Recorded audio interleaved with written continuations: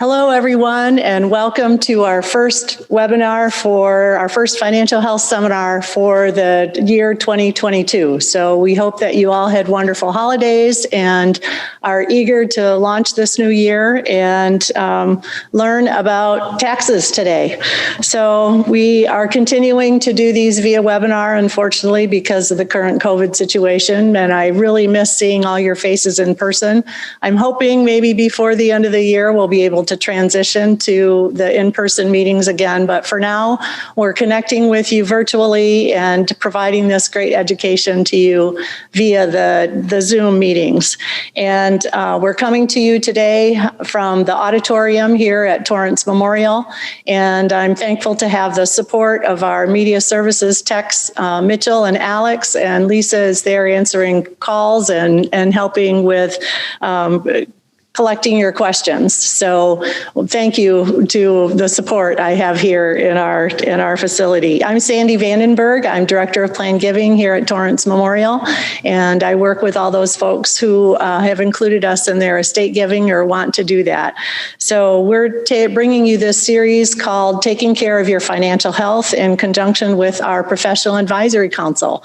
They are a group of estate planning attorneys, CPAs, financial planners, professional fiduciaries, who are committed to supporting Torrance Memorial and also to educate the community on the benefits of charitable and tax planning. So we are so appreciative of their support and how they help share their expertise and give their time to help educate you and provide this great information.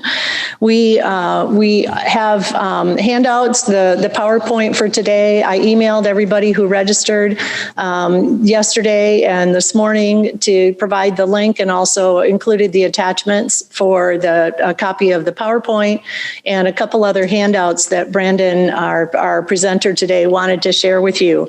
So you should have received those. They are also posted on our website, which is at torrancememorial.org under events and then financial health seminars. They're posted there right now. That will disappear eventually, but I'll include them when we post the recording online after the seminar. We do ask that you hold your questions till the end. You can submit them via the chat feature at the bottom of the screen, kind of in the middle there. You'll see that chat option if you can submit them there, or you can call 310-784-4843. And Lisa will answer that phone and she can write down your question also. Again, that's 310-784-4843, and it shows up in the PowerPoint we're doing today. So Zoom is something you control as far as how you look at the screen. In the upper right corner, you can look at the gallery view, or you can change it to speaker view where you just see who is speaking. In fact, I think this is controlled where you just will see the PowerPoint and who's speaking.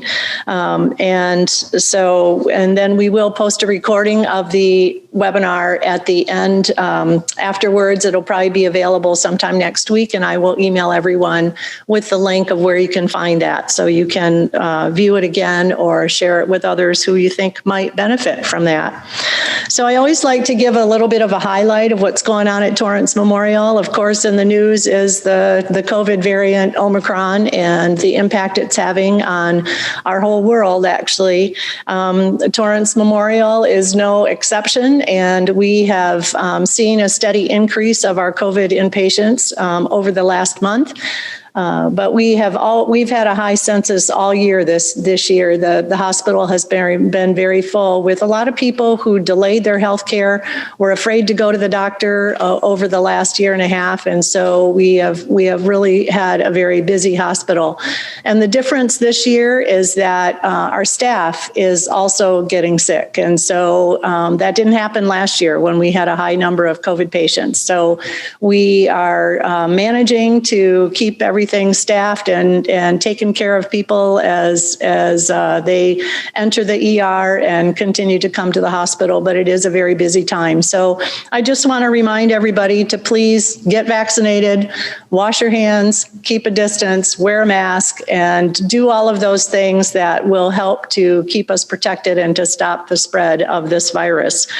I also wanted to share a little bit about our holiday festival. We were able to put the tent up again last year, and we had it in person with all the beautifully decorated trees and the boutique and some entertainment. We had a little bit different approach this time, requiring people to be vaccinated and to wear a mask. And we had more limited numbers, but it was great to have the festivities again and being able to share that with the community. So on this picture shows the tent a little bit. We had a new style tent this year. It had an clear plastic in the front, so as you walked up to it, you could see the trees inside, and at night the beautiful lights. So it was kind of fun to have that. At the gala on the Friday night, we did have a great video that was put together. It's just short. It highlights some of the awards and accolades that Torrance Memorial has received, and so we're going to brag here a little bit. I'm going to share that video with you, and it also was a way to thank our donors for the amazing giving the community is showing. So let's watch the video.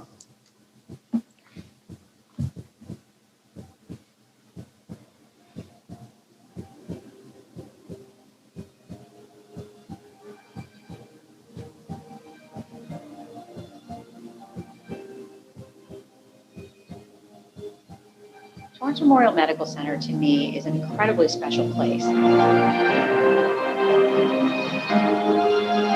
As a board member, it's really exciting to be involved with an institution that's pursuing the greatest technologies, looking at the innovation that will change our lives as we know it today.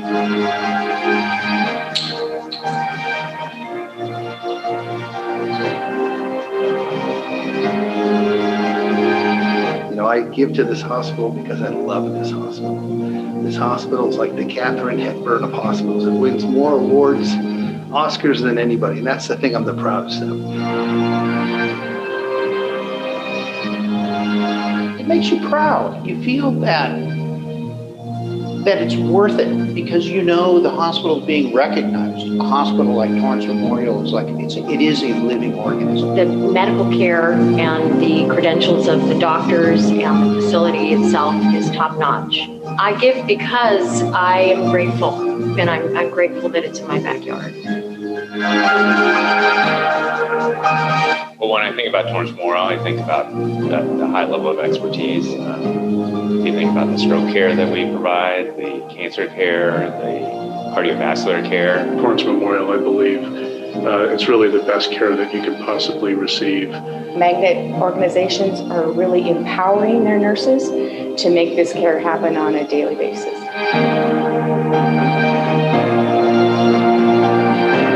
Torrance Memorial Medical Center to me is an incredibly special place.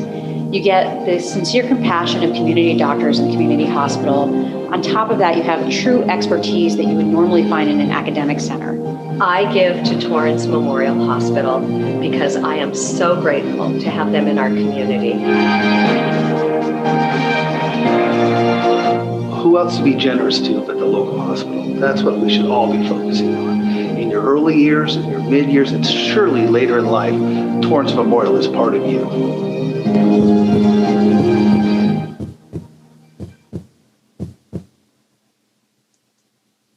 You notice the heartbeat in that, and all of the support we raised last year and this year supports our Lundquist-Lurie Cardiovascular Institute. So we incorporated the heartbeat into that video to emphasize the importance of that program and the lives that can be saved with good heart and cardiovascular care. So I wanted to, before I talk about this slide right now, I wanted to also mention that next week we have our Miracle of Living lecture. Also, it is provided via Zoom.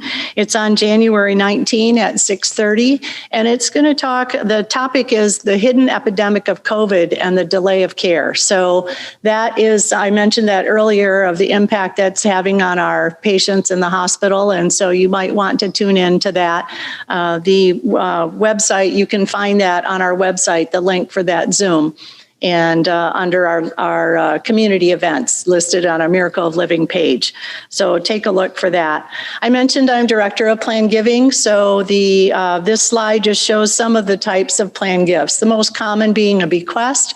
When you put your estate plan together, you can include in there what you want to have happen to your estate and your assets after you're gone. So leaving a bequest to Torrance Memorial is a great way to think about the future and make sure that we can continue all the great healthcare that happens here after you're gone and supporting the community. So there are a few other income producing gifts there. If you have any questions on those, you're welcome to give me a call. My contact information will come up in a little bit. Torrance Memorial is a nonprofit hospital, and so we do depend a lot on the great support we get from the community.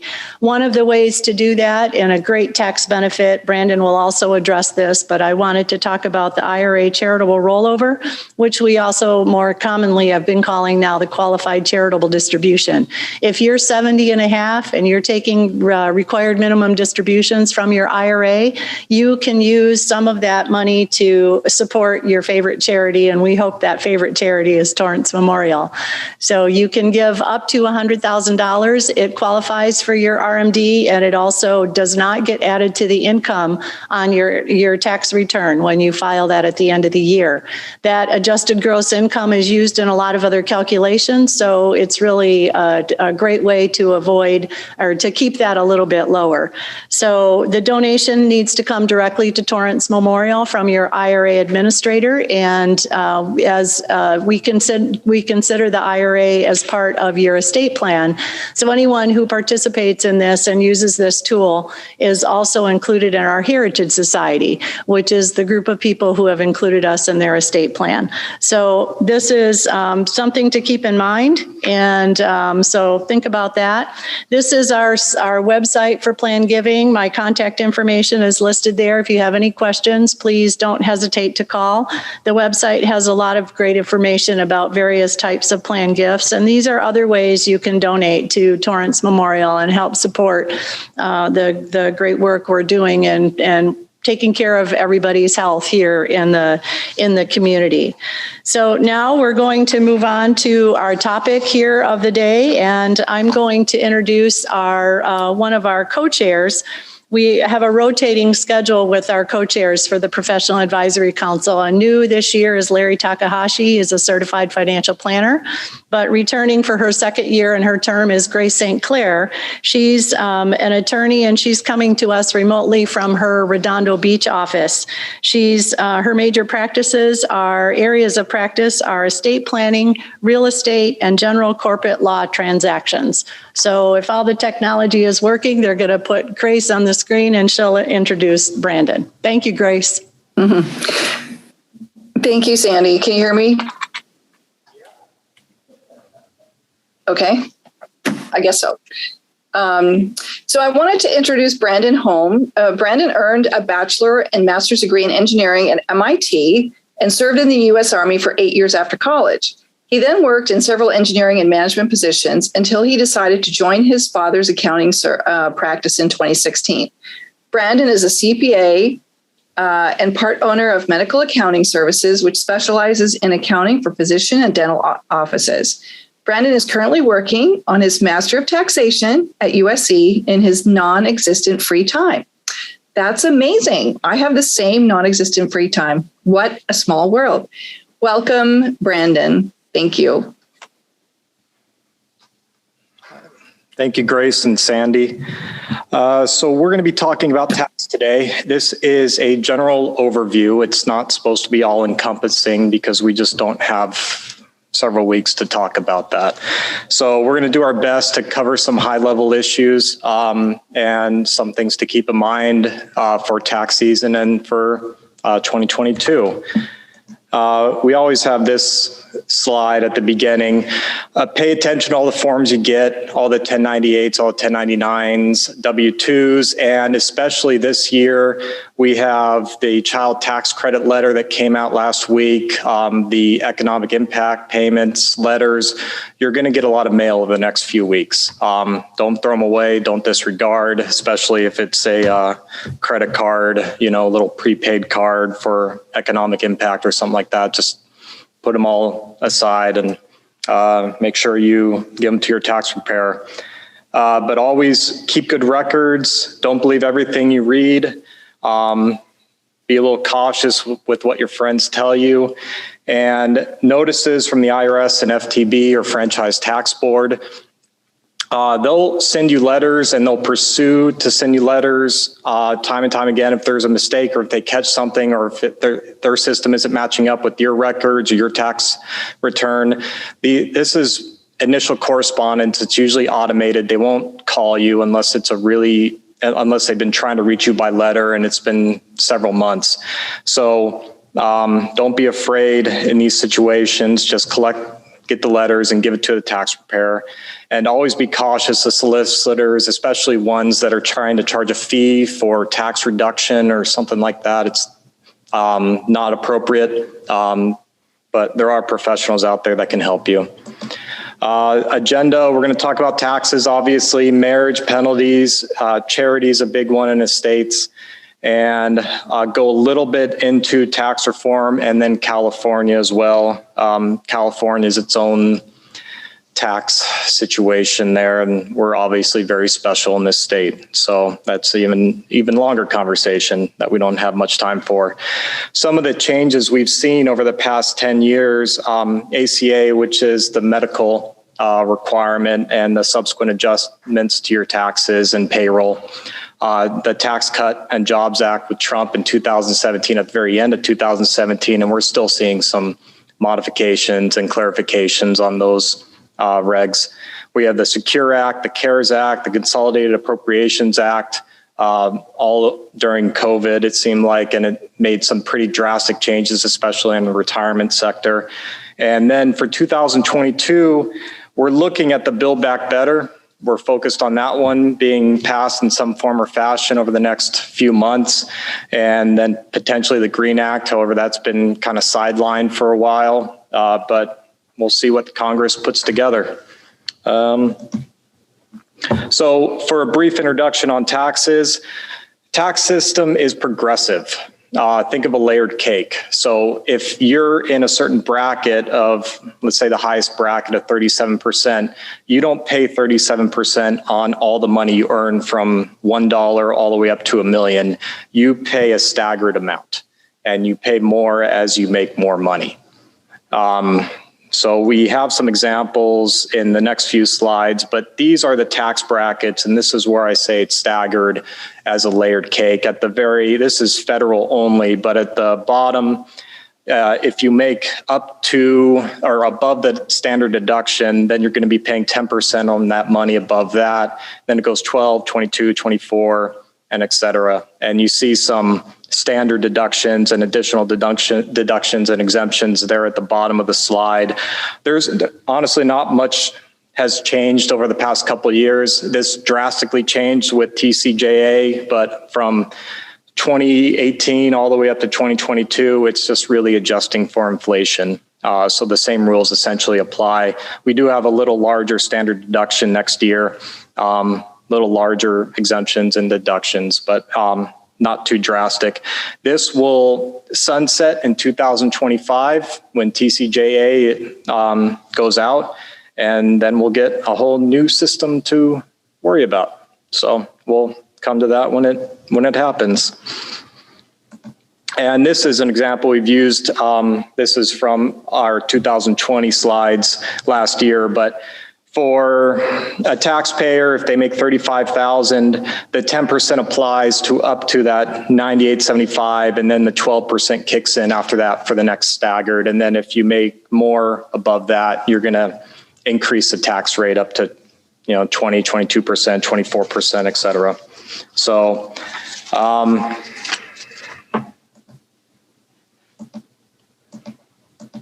And this is just the result where the entire amount is not taxed at 12%. It is taxed at 10, 12, and it's reduced by your deductions and credits. For married filing jointly, we've had this example, same thing where you have two income earners within the family, as well as a small rental. And after itemized deductions, their taxable income is roughly $135K. And if you take the cake example, the first $19,750 is taxed at 10%, then it goes to 12, and then the 22%. And you add all these together, and your total tax liability is about $21,000. So if you took the entire thing and try to tax it at 22%, which is that highest tax bracket that they fall into, it'd be $29,700, but that's not the case. It's really $21,000. For cap gains and dividends, the rates are unchanged for this year again. So it goes from 0, 15, and 20% when you make about $500,000 or so a year. And estates and trusts, I added that to this slide for this year. You can see the limits are extremely low. So there is some tax planning involved with estates and trusts on cap gains, as well as if you have kids or grandkids and you're looking at their cap rates that they'd be taxed on versus yours, there are some opportunities there that we take advantage of as tax preparers and planners. But if you do make enough, there is your total tax on capital gain actually is 23.8%. It's not just at 20. That's because of an additional net investment income tax of 3.8%, which is on in a few slides or so. And California does not have this structure. They don't treat capital gains in a special fashion. They tax them at their brackets. And so if you're at a 9 or 10% bracket in California, that's what you're going to be paying on your cap gains. For that 3.8% surtax on net investment income, that really applies to interest, dividends, annuities, royalties, rents, all passive income. Now, the key point on this is one change for possibly 2022 is that Buildback Better Act that's being argued over. It might actually change the definition of net investment income and include some active income into that definition. So this is something that we're looking at as well. As an increase in potential tax for our clients. But it just depends on Congress and what they decide. This just goes into more net investment income tax. But one thing to take note on your investment income, it no longer is allowed to reduce it by advisory fees. Those are out the door. California, it's still allowed, but for the federal, it's not a deduction that you can take advantage of. For California, we also have a progressive system, and the tax rates here go up to 13.3%. The tax brackets are, when you see on the slide here, it only goes up to 12.3, but there's an additional 1% surtax when you make over $1 million. That's called the mental health tax to pretty much help you because you're paying way too much tax. And yeah, it's a little caveat there that there is a tax planning situation where you can split your return if you're married to adjust that payment and possibly eliminate it entirely. But with the California tax brackets, 2022, it's never ready by the time we do this presentation. I still haven't seen it. But one thing to take note is you see in the tax brackets there, 9.3% is a huge range from 60 to all the way up to $625,000.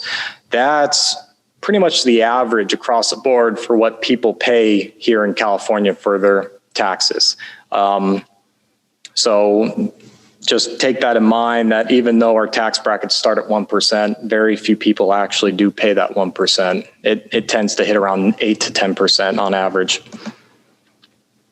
For California taxes, as well as for federal, we have numerous credits exemptions, deductions, everything from blind, disability, age 65 plus for elderly dependency. And these range upon how much adjusted gross income you make, as well as we have the AMT phase out, which I'll discuss later on. These miscellaneous credits at the bottom of the slide for renter's credit, joint custody, qualified senior, these are, they're not very common to see on the tax return given the income thresholds. But they are something to be aware of with your tax return, because there are several credits, several programs, several opportunities for taxpayers, but there is always a threshold that's based on your adjusted gross income that you should keep in mind. So when you go to your tax preparer and you tell them, oh, Brandon told me that, I get a renter's credit, it's not always applicable in every taxpayer situation. So you just need to look at the regulations and trust in your professionals that they are taking advantage of every credit that you have. AMT. So AMT is a parallel tax system that started about 40, 50 years ago. It was before my time.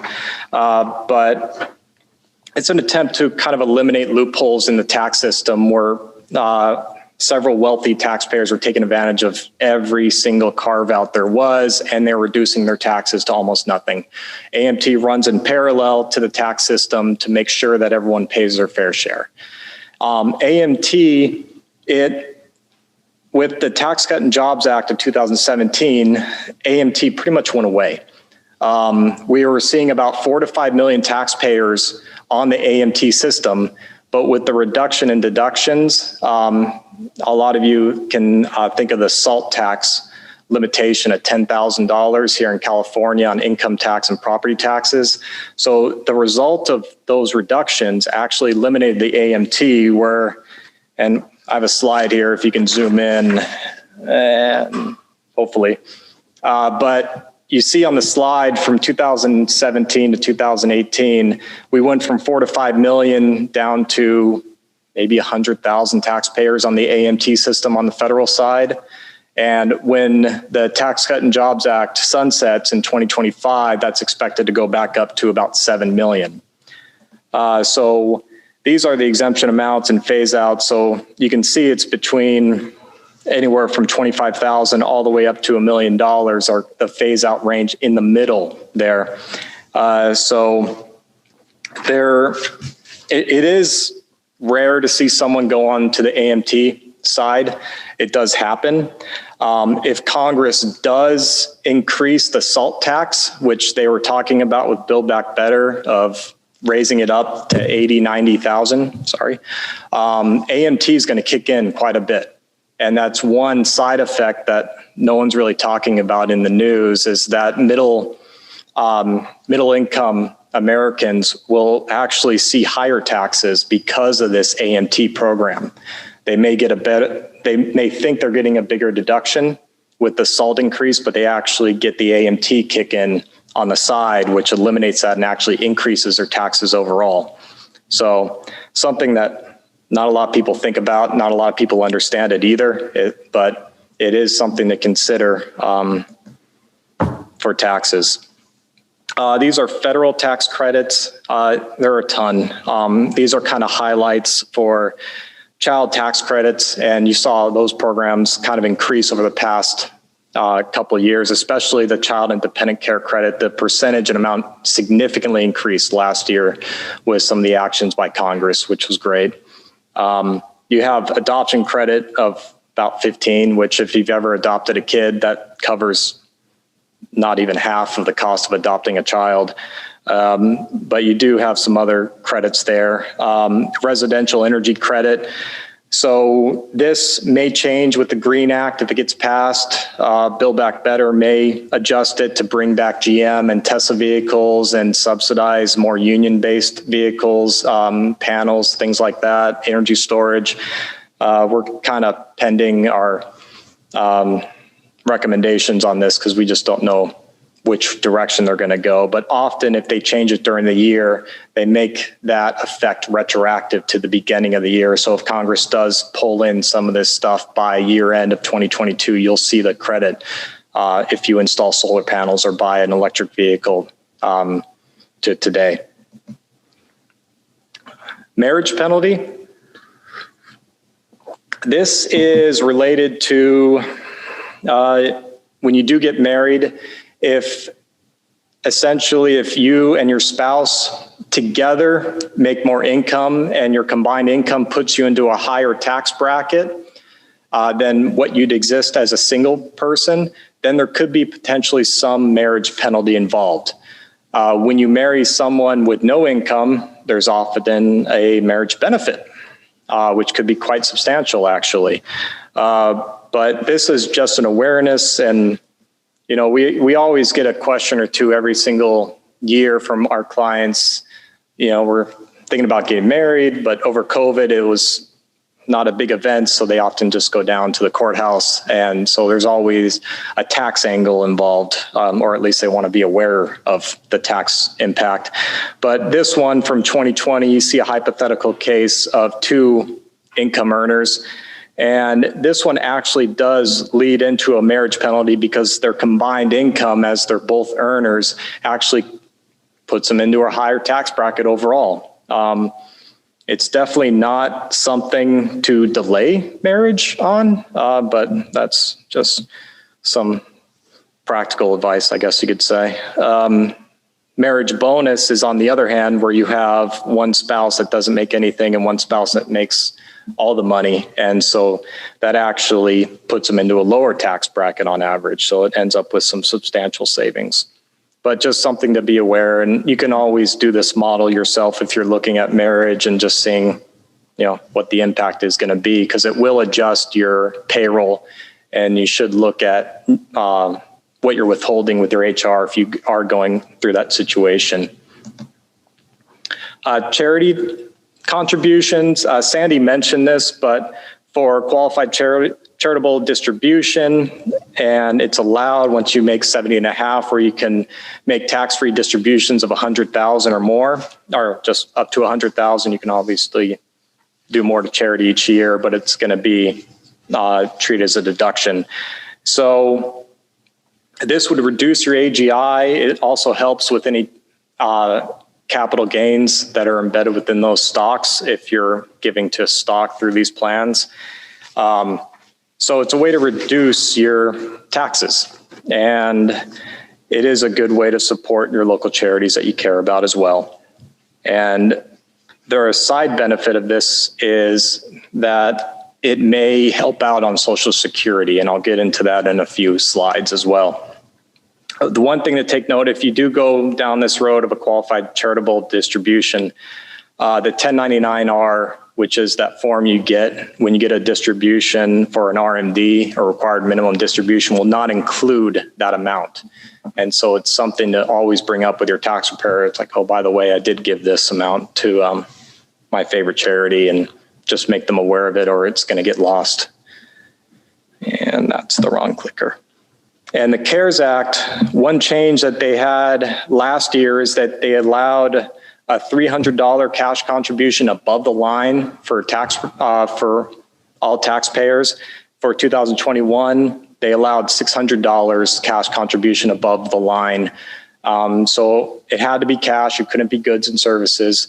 So just keep in mind that this, if you're an itemized, which means you probably don't own a home, or you don't have a lot of medical deductions, this will allow you to make sure you get credit for all the charitable donations that you did, at least up to $600. And it did have some other effects on the CARES Act for inventory, contribution limits. And then one thing to take note, if you do overgive and you have too much charitable donations for the year, it does carry over up to 5 years as well, to take advantage of.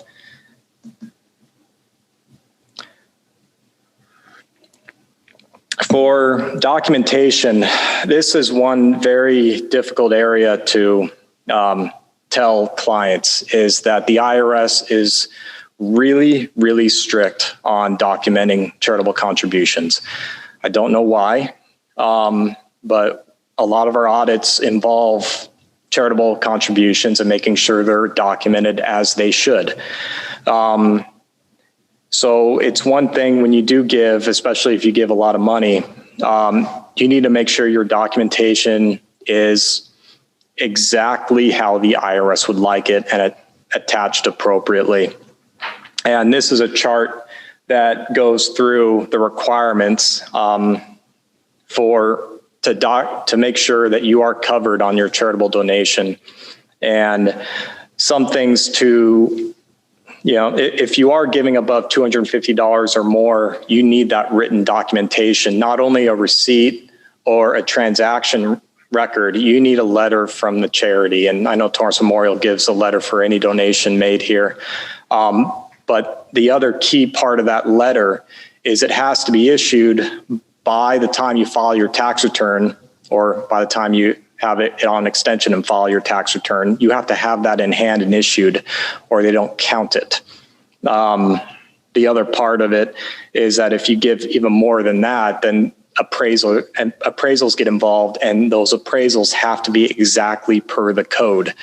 So we have one audit going on right now where it's in year 3 or 4 of the audit, and the IRS is making an issue about it because it's missing one of the auditor's signatures, but it has the primary signature on it. That's enough to kick it out. So it's very, unfortunately, it's difficult on the charitable contributions, and there are reasons for it. The first case here, Durden, they gave over $25,000, which was very legitimate. They had all the receipts, but the church, when they presented the letter to the taxpayers, it did not include the statement, no goods or services were given in exchange for donations. That was enough to exclude the entire amount. Even though the taxpayers showed that they had the amounts and the church verified that they gave the money, and they showed all the transactions, all the money transferred, didn't matter. That one statement missing on the letter, that was it. And the IRS and the tax court disallowed it.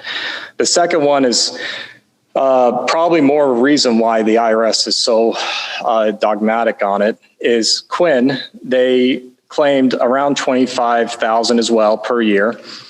And the IRS audited them because it just wasn't making sense. And they went to interview all the charities that they gave money to and found out that this couple falsified all the receipts.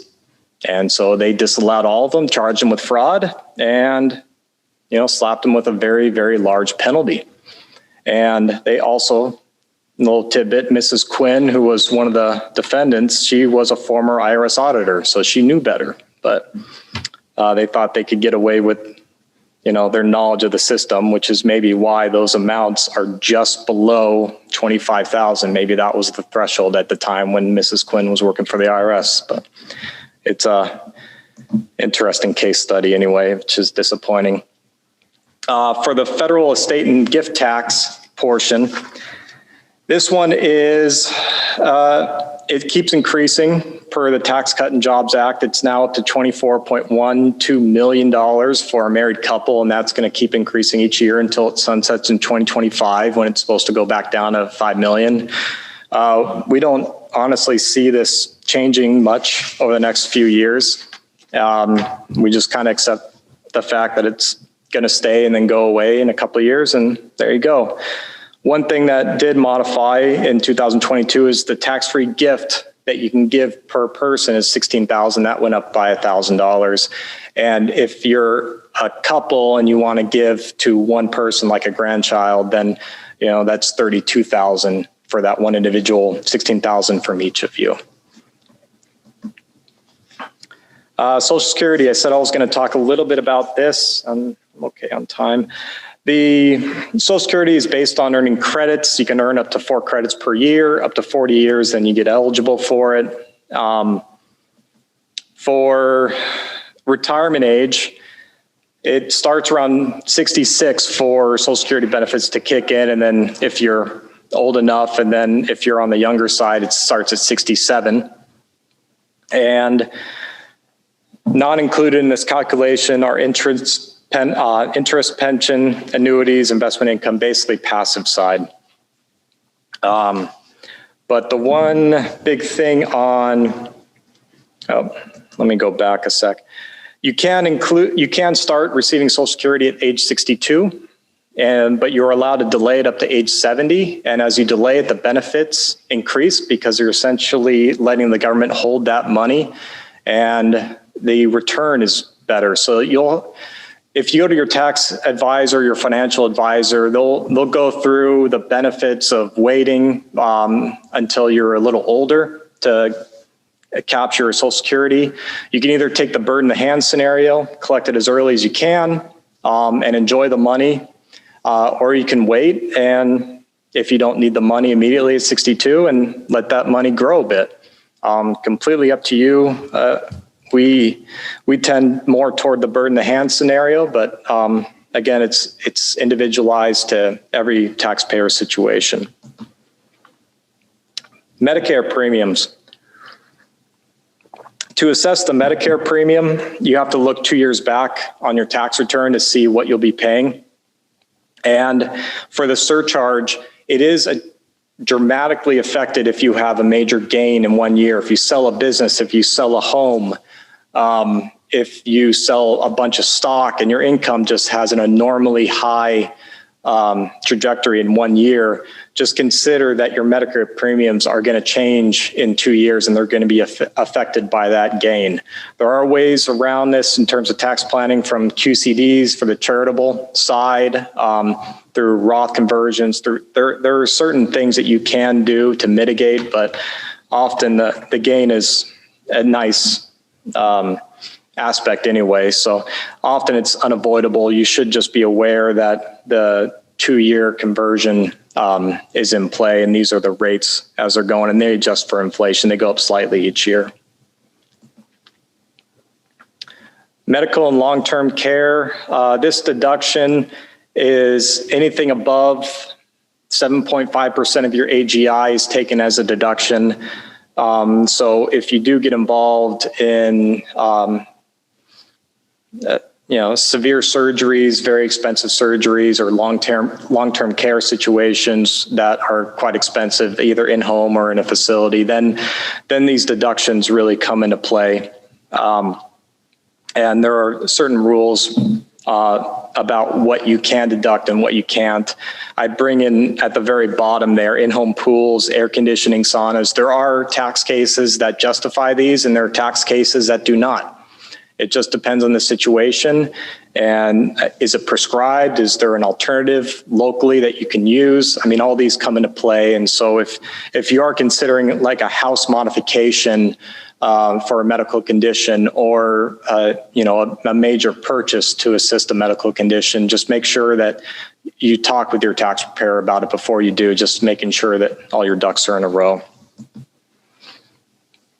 Retirement is, well, it's been a little interesting with the Buildback Better stuff. We're going to see what Congress decides to do about the Roth, but that's taken a lot of attention from taxpayers, mostly because of Peter Thiel and some very wealthy individuals using their Roth to essentially avoid a substantial cap gain on some of their stock purchases. But it's completely legal, so we'll see how it pans out over the next few years. But you can give to an IRA $6,000 or $7,000 if you are above 50. You can use Roth conversions still.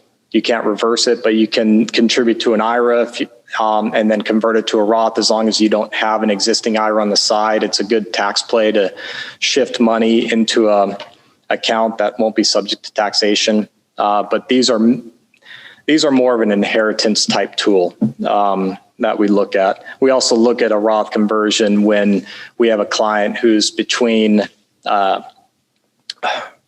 retirement and Social Security, collecting Social Security or any major income. That's an opportunity to shift income into a Roth at that point and just take the tax hit then. RMDs. RMDs are from your retirement accounts, and you can wait until you're about 72, April 1st of the year after you turn 72. So it's actually 73 to start collecting RMDs. And at that time, it's treated as ordinary income. So just be aware as you're taking these distributions when you turn 72, 73, you need to be aware of the tax impact. And often we work with brokers who will take the RMD, but also withhold taxes on the federal and California side. So it's something to consider before you take an RMD to get with your tax preparer or financial planner. Make sure that you either withheld taxes from that RMD so you're covered for the year, or you make the quarterly payments to federal and state to make sure you're covered and you don't get a surprise tax bill in April with some interest and penalties attached to it. The table for RMD calculation, they just put it out a week or two ago, and it goes all the way up to 120 plus years old. So the difference between prior tables and this table is everyone is supposed to live 1 year longer per the latest table. So congrats, everyone. Our trajectory just keeps going up. Economic impact payments, these you probably, if you qualified in March of 2021, you got a credit card or a prepaid card or a check, direct deposit, some form or fashion, you got a amount up to $1,400 per taxpayer. And this is essentially a prepayment of tax. That's the best way to explain it. It does have an impact. Most commonly what we see is either they didn't receive a check because they didn't qualify based on prior year income, but they did this year, in which case it is accounted for on the tax return for 2021. We make note of it and they get credit for it after the fact. Or the payment is lost. And in this case, you can go to the IRS website, say your EIP payment was lost, and there's a 1-800 number you can call and try to recover that money. It's not an easy process, unfortunately, but there are tools available. There was a lot of fraud in this where you had people taking it out of mailboxes and using the prepaids. So this was a pretty common event, unfortunately. Other things, a few years ago, the IRS began requiring that you have to report if you own virtual currency or trade it or mine it, what have you. And you can see the graph there, the trajectory of the Bitcoin price went from, a few $100s about 5-6 years ago to now over $40,000, $50,000 per coin. So they're making sure that they get credit for the cap gain, and virtual currency is treated as property. It's a little different from how you treat other currency. So just something to keep in mind, that even if you have only $5 of Bitcoin, or you signed up for a free service because Staples Center had a deal that became crypto.com and they gave everyone $5 or $10, just make sure that you check that box that you do own crypto. Other miscellaneous items. Tax scams are unfortunately prevalent in our society. The IRS really never calls unless they've just been trying to pursue you by automated letter for several months, and it's into a lien system, and then we might actually see a call after that. Or if you left a message for them to call you back, we'll see a call.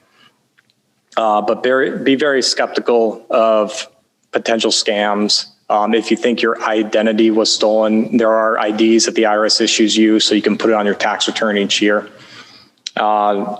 So if you are subject to a scam, or you think you are subject to a scam, there are these resources down below that you can email or call, and just make sure that they are aware and you protect yourself always. Tax reform, we're still talking about tax reform because it is starting to hit some of the tax courts now. So we are getting better guidance on the underlying reasons for some of the changes and the repercussions as well, and what's allowed and what's not. But this bill, if you remember, it went to the very end of the year, and it was pretty drastic in its changes. We had the biggest one that might have affected us here in California was assault deduction was limited to $10,000. You had mortgage interest that was limited. You had a lot of miscellaneous itemized expenses that were eliminated as well. So W-2 employees just basically didn't have much help on the deduction side. But at the same time, the tax rates all decreased. So, and the brackets decreased. So there was some give and take, and that's always in the system. You have some retained deductions for teachers and moving expenses, but they're minor. And it's also only applicable to teachers and military. Gambling losses just offset gambling winnings, which, amazingly is always zero for every client we have. Alimony is, it changed at 2018. At the end of 2018, if you got divorced at that time, you no longer have the deduction on alimony and the recipient does not have the income. So that's a pretty significant change from prior years on alimony. And then major changes for individual income taxes. We had the Roth cannot be changed back to traditional. That was one big one. ACA, you had those provisions, building for side or taxes on the side for net income and Medicare. And we also had in California where healthcare was actually required at the end or beginning of 2020, and that is still in play at this moment. You have a few other states across the country who do require medical insurance, or you are penalized.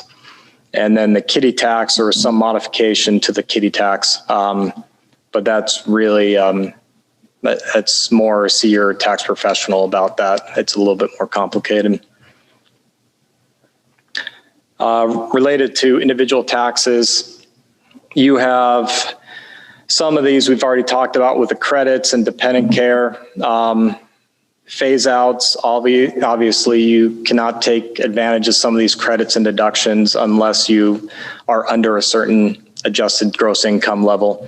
And then we talked a little bit about electric vehicles and residential solar panels, battery storage, water heating. These things may actually increase if Biden and Congress can pass some of the Green Act and Build Back Better. We'll see. Educational benefits. The big thing is a 529 plan. You can use it for K through 12. However, in California, you cannot. So there is a give and take there. If you want to use 529 plans for your kids here in California, just realize it's going to be a tax hit in California, but not on the federal side.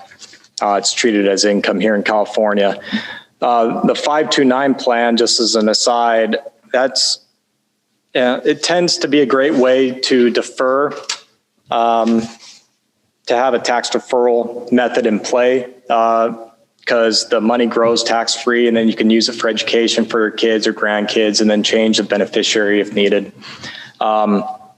But it's similar to an HSA where the tax money grows tax-free, and you can use it for expenses in the future or for the past, really. And there are 529 plans in every single state. Some states offer a tax credit if you're a resident there. Some states offer a matching. And I have one in the state of Maine because we have some family there in Maine, and they match up to $300 per kid, which is a really nice benefit. So something to consider. You can look if you have parents or grandparents in other states that a 529 plan there might make more sense. Filing requirement. You are required to file as long as your self-income is over $400 or your income is above the standard deduction. Great planning strategy for taxes is stay below these limits. You don't have to file. Don't owe any tax. Nanny tax must be prepared if you're above 2,400 or 2,400. You're paying a caretaker, a nanny, a housekeeper. That's called just household income, and you become an employer. And it's really easy to set up. You only pay taxes quarterly or annually, and one thing, if you're a little worried about this, is there are sites like care.com that do all this for you. And it's all automated. So if you do have someone working for you, just be aware that it is required to report it and generate a W-2 and pay taxes, employment taxes. A little bit about California. I did mention the healthcare mandate. That's been in effect for a couple of years now. CalSavers is going to require retirement plans for all employers that have 5 or more employees. That starts June 30th. So if you have a business without a retirement plan, that's something to really get on over the next few months. AB 150 was a new law that was passed over the summer that helped it's a work around the SALT limitation of 10,000 for small business owners who own pass-through entities.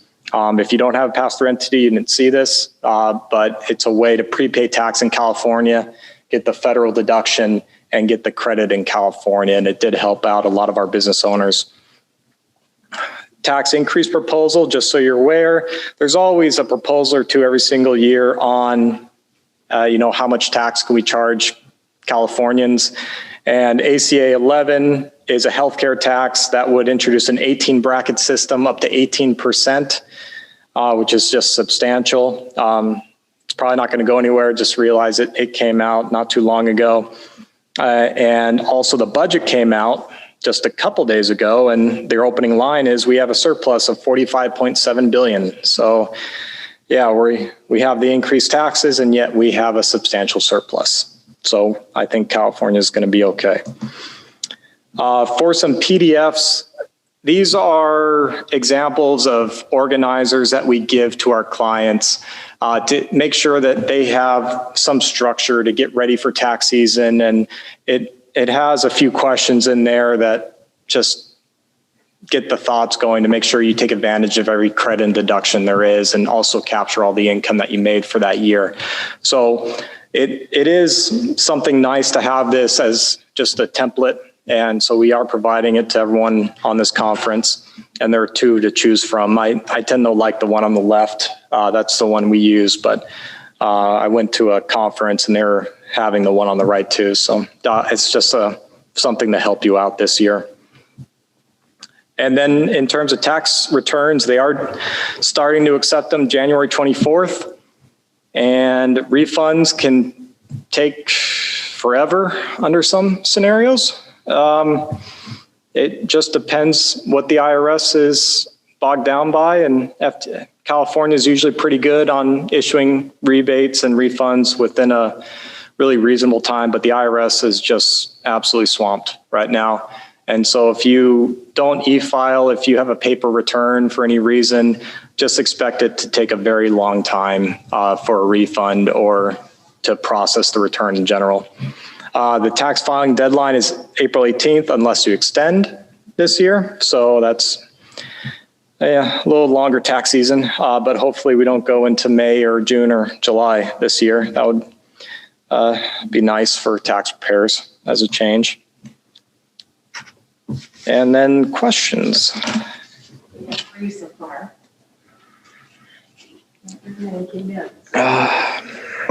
The first question, do we have a report that we received stimulus money directly deposited? And this is the stimulus money, the economic impact payment that is think of that as a credit toward taxes. So it's a prepayment of your taxes for the year. It's not taxable income per se. But there is a report. You actually do get a letter of what you received. And if you don't get a letter, you can log into irs.gov and just type in economic impact payment or EIP, and it'll direct you to where you can find those reports. You can actually establish your own account there and see everything that the IRS either owes you or you're subject to taxation too.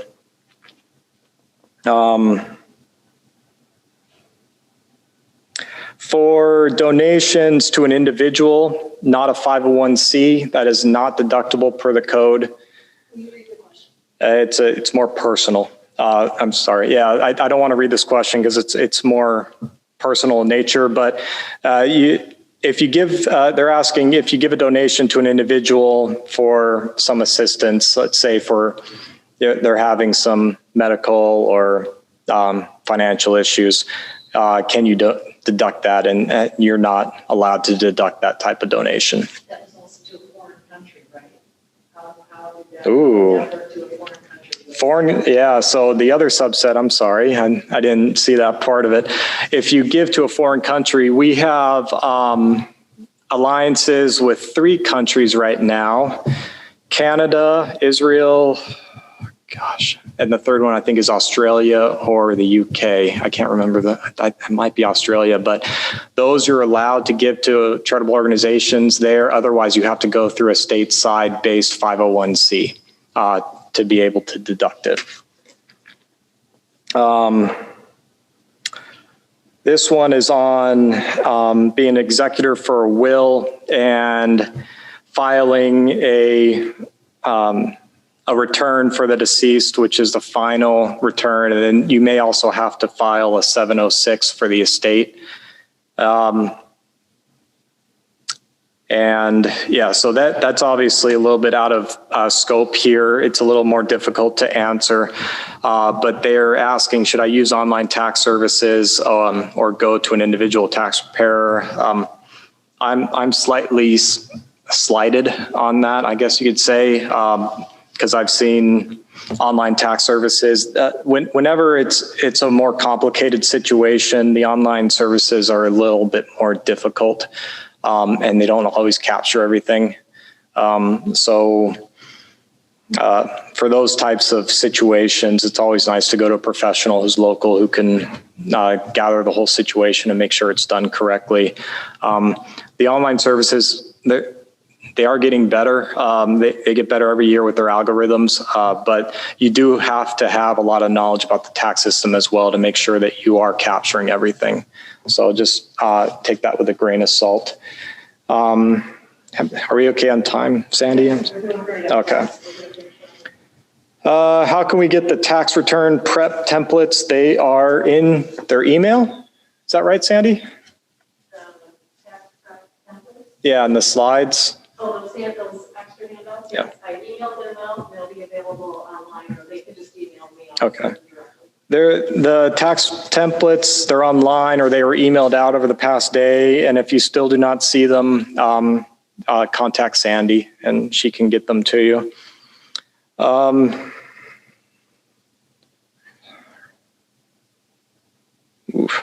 This one on an IRA and beneficiaries, that unfortunately I can't really answer that. That's more. There's a lot more information I need on that, but it's asking for tax advantages on for a trust, which is a much longer conversation. I'm sorry, but I would need more details on that. Okay.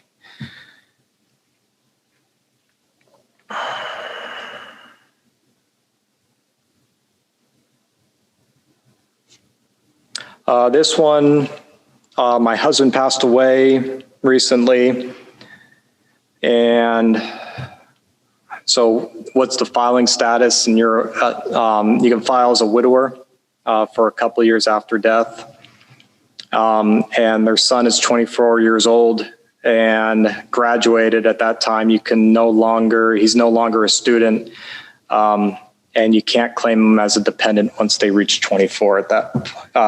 Once they exceed the age of 24 and they're not a student anymore, but there are dependency tests and they are pretty thorough. He may be a dependent under a different scenario. I'd have to look into more details into that one, but there are flow charts actually on IRS and some of the publications that can help you with determining if someone is a dependent or not.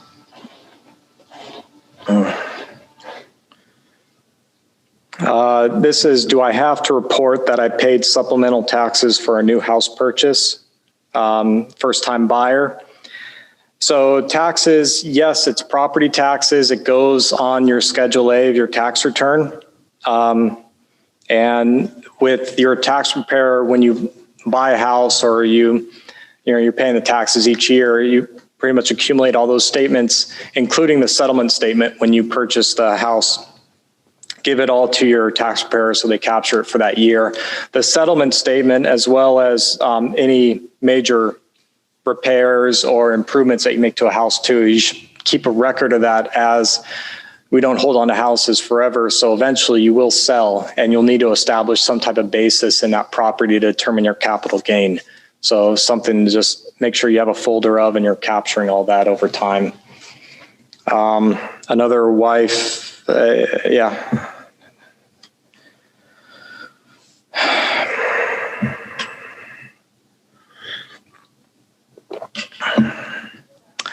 So on the house for capital gains, if you're married filing joint, you get an exclusion on your capital gain up to $500,000. For single, it's $250,000.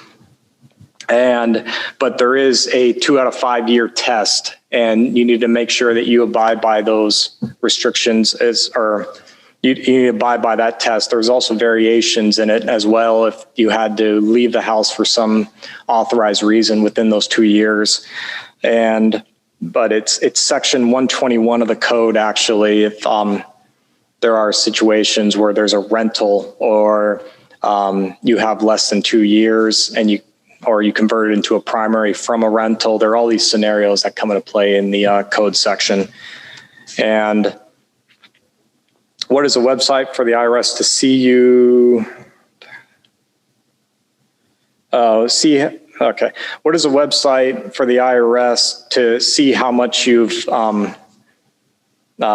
been given in terms of your W-2s, how much taxes are withheld on your W-2s or your 1099s? Or essentially this question is asking how does the IRS know how much you made and how much you withheld? That's all the forms that we said at the very beginning on 1099s, 1098s, W-2s, these are all transmitted to the government, and they take these forms and they compare them to your tax return and make sure they all match up. And so any type of audits are usually paper audits at first, and the IRS looks at the records they've received and it compares it to the records that you listed in the tax return to make sure that it's within a range that makes sense. And can you give $15,000 to a family member? Yes, that's under the gift limit. You don't have to report it. The gift limit this year is $16,000. And again, if you have a married couple giving to one person, you can increase that gift up to $32,000 without reporting or income or any issues in that respect. And the gift recipient doesn't have to report it. No, gift recipient does not have to report it as well. That's it. Okay. Thank you. Thank you, Brandon. I know you're all clapping out there. We aren't able to see you doing that here, but thank you, Brandon. I'm so glad we have people like Brandon who learn about taxes, know what to do with all this stuff because it's complicated, and I'm glad I don't have to keep track of it all. So thanks so much, Brandon, for sharing your expertise with us today. I have my contact information is here. My email, my phone number is there. If you have any additional questions and you want to send them my way, or requesting printed copies of the handouts, just send me an email with your mailing address and I'll send them to you. I did include those 2 additional things, the forms that he shared, that Brandon shared in the email I sent yesterday, and I'm happy to forward that to those who didn't receive that email. They also will be posted on the site where the recording will be listed, and I'll email everybody about that next week and when it's available, and the presentation handout and these additional ones will be available there all in one file. I've tacked them on at the end. So I do want to reiterate what Brandon said. Torrance Memorial sends a thank you letter to everybody, every gift we received, as long as we have your mailing address. So whether it's $1 or $1 million, we'll send you a thank you letter. And because every dollar counts, and we do appreciate every gift we receive and how the community is supporting us. So I hope you all enjoyed that, and we will, like I said, I'll send you the email next week regarding where the recording will be posted on our website. We have seminars every other month this year is how we have it set it up. So January, March, May, July, and September will be the months during which we'll do the financial health seminars. On March 11, our topic will be Savvy Social Security Planning. Kristen Rigg, our certified financial planner, has done this for us several times in the past. So she'll be back to give the latest updates on that. And she'll be joined by Tom Schlapatha, another certified financial planner. And then on May 13, we'll do the estate planning basics. We always find it's really important to keep educating the community on how important it is to put together your estate plan, get it in place, and review it every 3 to 5 years and make sure that it's still current. So that will be coming in May. And the other ones are also available on our website. You can find our financial health seminars listed at torrancememorial.org/events, and then click on financial health seminars on the left-hand column, and you will find what's available, and you can register online, or you can call me or the number that's posted there. So that's it for today. We finished a little bit early here. I wanted to mention too, Brandon was showing a graph that we tried to zoom in on. If you're interested in getting a copy of that, I'll get it from him, and I'll be happy to email that to you as well. So thank you for joining us. Enjoy the rest of your Friday and have a great weekend.